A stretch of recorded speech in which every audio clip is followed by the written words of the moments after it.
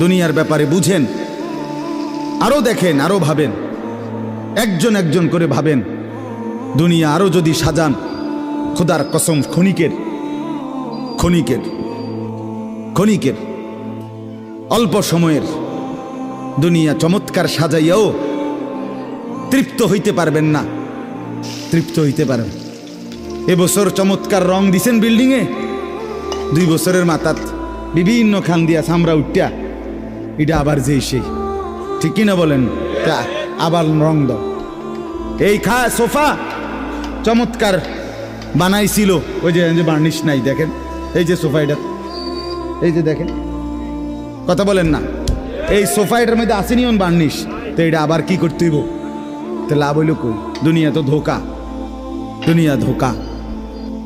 এই সৌন্দর্যময় চেহারা নারী 30 বছরের ব্যবধানে উনি বুড়ি, আর কেউ ফিররা সেদিকে ফিরা সেফও হালায় না।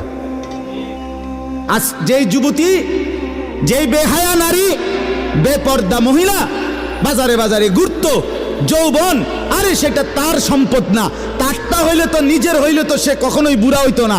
আল্লাহ তাআলা বলছে, আমি যখন যৌবন শেষ করে দিলাম, তো এখন আর কোন পুরুষ তার দিকে ফিররা থুতুও বালায় না। দুনিয়া এক অবস্থায় থাকে না, এক হালাতে থাকে না বাপ। এজন্য ছেলেদেরকেও বলি, বাপ জিন্দেগি সুন্দর করো, তোমার এই হাসি থাকবে না।